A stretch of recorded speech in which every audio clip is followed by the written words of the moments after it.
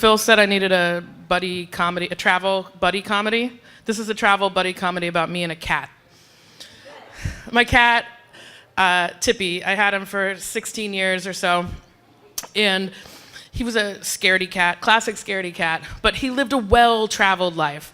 In fact, he was born under my grandmother's shed in her backyard, but almost immediately started living, he had two homes. He would spend the summers in Iowa in my grandma's backyard, but then they went to Phoenix for the winter, so then he would travel to mid-Missouri for the winter and stay with my aunt and uncle.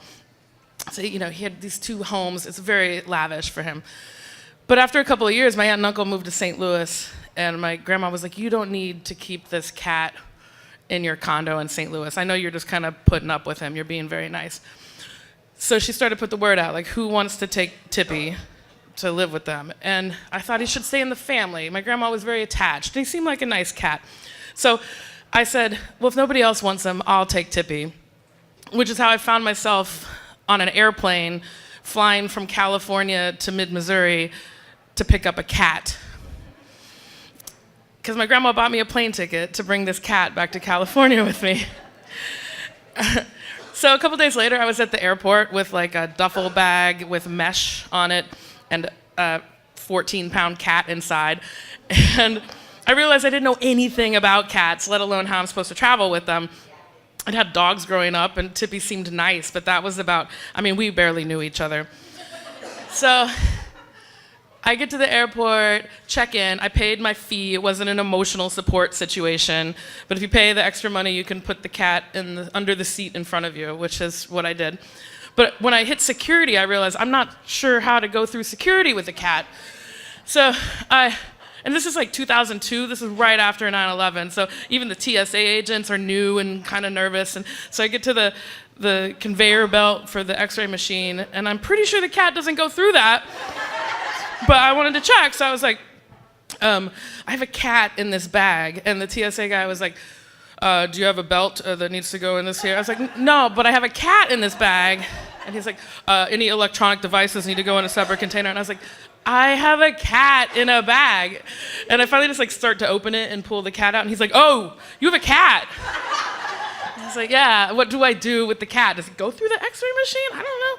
And he's like, no, you need to take the cat and hold him, and you two can walk through the metal detector. And yeah, so I'm like, we are strangers to each other, Tippy. So I picked him up, but I have never been held so tightly by a cat before. He was like, let's just get through this. Just hold me. So he just wrapped his paws around my shoulders so tightly, and everybody at the airport security line stared at us as we walked through security. But we made it. And I gave him some kitty quaaludes for the flight, and he was pretty chill until we started to land. I think his ears were popping a little. But now Tippy is my cat, and I am not, I move a lot and travel a lot, so part of being my cat involves learning to travel. So a couple of years later, I got a job in Cincinnati, so we have a road trip to do, a 3 or 4 day road trip from Northern California to Cincinnati. And now I have to figure out how to drive with this cat. So I didn't want to keep him in the little mesh bag for 3 days. That seemed difficult, and I figured he'd have to use the litter box at some point.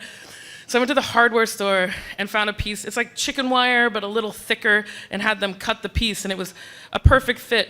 And it went from the floorboard of my car to the ceiling of the car and wrapped around and snuck into the sides of the back seat. And so I made a little cop cage for my cat.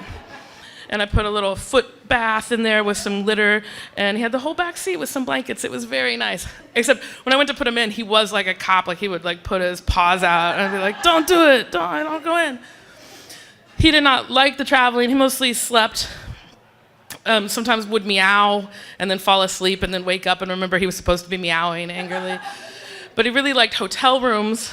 It's a dark night, and you get to sniff. There's so many interesting smells in hotels, I'm sure. So as we were trying to sleep, there would be a cat wandering around, sniffing everything in the room. And by about day 3, I think he just decided this was his life, right? We just live in a car, and we drive around now, and that's all we do. So he got used to it, but I think he was pretty happy when we finally made it to Cincinnati, and we weren't doing that anymore. But that wasn't the only time I traveled with him. My parents lived about 6 hours away in Milwaukee at the time, so sometimes I would just throw him in the car if I was going up for the weekend. And by then we got really used to it. Like he would just sit in the back seat. I had no cat cage or anything, and just hide under some blankets. And we would drive all over the place. So when he died a couple of years ago, I counted that he'd lived in 7 states. And we've been on about a half dozen cross-country road trips, which, was pretty good with a cat, I think. But now I have a new cat, and I've had him for a few years, and the longest trip he's ever been on is to the vet, and he does that weird talking meow thing when he's in the car. It was like, which creeps me the hell out. I hate it. So I'm going to have to get some kitty quaaludes, I think, because in a couple of months, we have a long road trip ahead of us.